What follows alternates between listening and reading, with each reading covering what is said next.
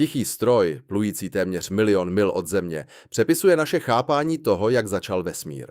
S odrazovým zrcadlem pokoveným zlatem, chladnějším než povrch Pluta, a očima naladěnými na infračervené světlo odhaluje galaxie, u nichž jsme dříve věřili, že vůbec neexistují. Stovky tisíc jich září z hlubin času. Vesmírná observatoř James Webb není jen ukazatelem většího vesmíru.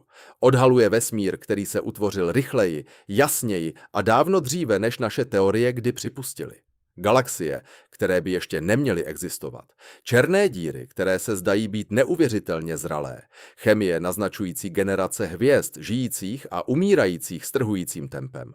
Jak dokázalo toto tiché pozorovadlo donutit vědce přepsat kosmickou mapu? A jsou vůbec hranice toho, co můžeme poznat bez ohledu na sílu naší technologie? Webb drží svou osamělou stráž na místě zvaném Slunce, bod Earth L2, regionu jemné gravitační rovnováhy, kde Slunce, Země a Měsíc zůstanou v bezpečí za ním. Toto místo není vybráno pro pohodlí, ale pro přežití. Zde se může Webb chránit před teplem a oslněním, což umožňuje jeho přístrojům ochladit se na mimořádné teploty více než 220 stupňů Celsia pod nulou, ještě chladnější než Pluto.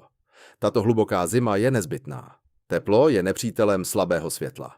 Aby mohl Webb spatřit nejranější zář vesmíru, nesmí zářit vlastním teplem.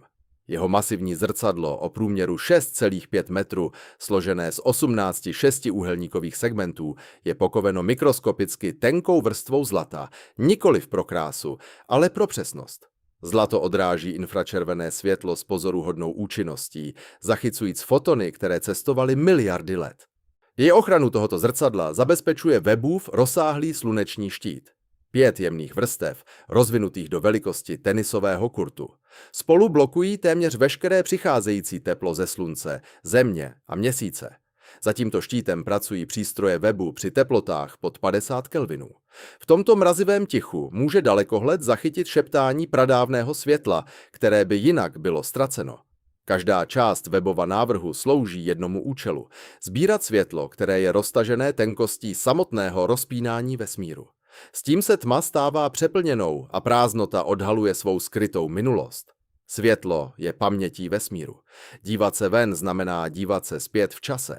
I světlo, pohybující se téměř rychlostí 300 000 km za sekundu, potřebuje čas na překročení prostoru. Záření od zdi se dostane k vašim očím v zlomek sekundy.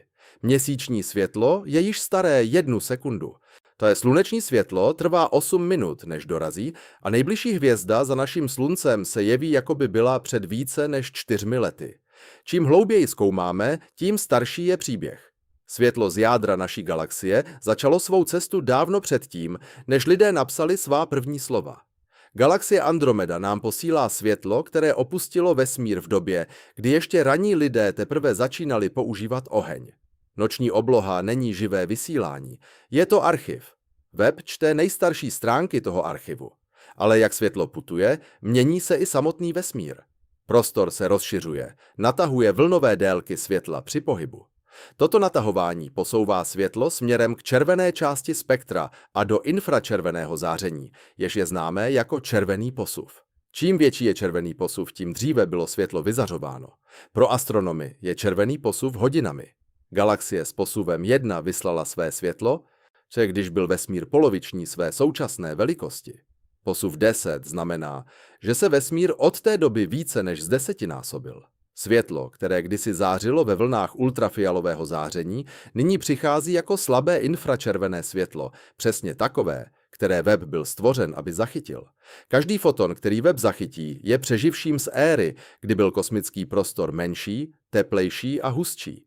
Měřením, jak moc bylo toto světlo nataženo, mohou vědci určit, kdy bylo vyrobeno a sledovat události až do prvních několika set milionů let po velkém třesku.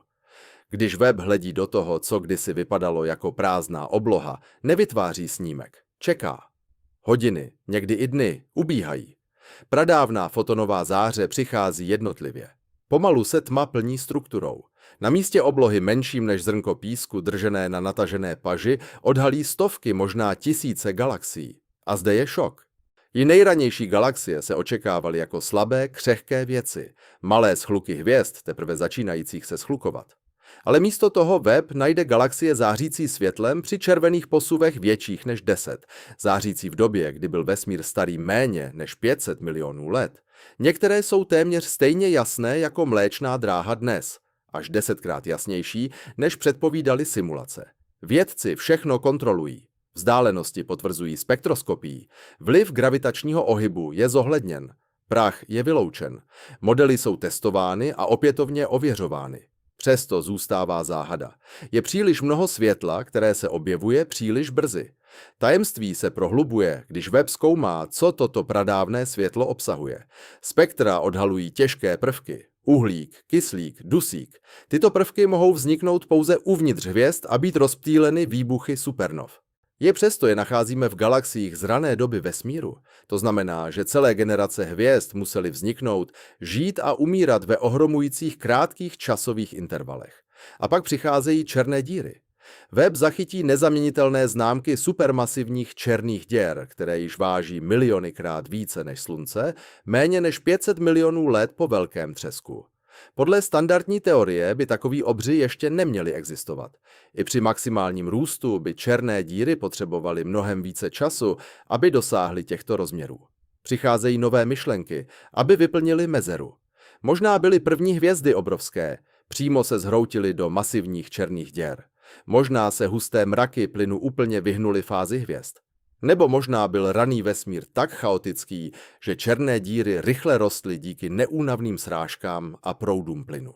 Kdy každé vysvětlení je v rozporu s důkazy a žádné je úplně neuspokojuje. Opakovaně web nachází stejný příběh rozepnutý po celém nebi.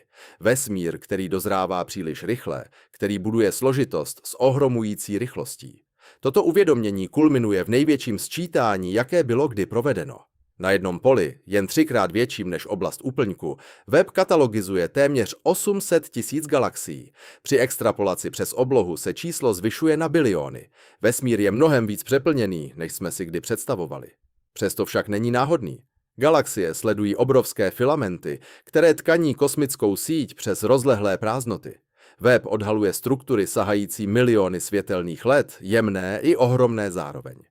Pozorovatelný vesmír sahá do vzdálenosti zhruba 46,5 miliardy světelných let. Ne proto, že je tak starý, ale protože samotný prostor se neustále natahuje. Existuje však hranice. Za určitou vzdáleností rozšíření žene galaxie pryč rychleji, než světlo může dorazit k nám. To je kosmická hranice. Žádný dalekohled ji nikdy nepřekročí.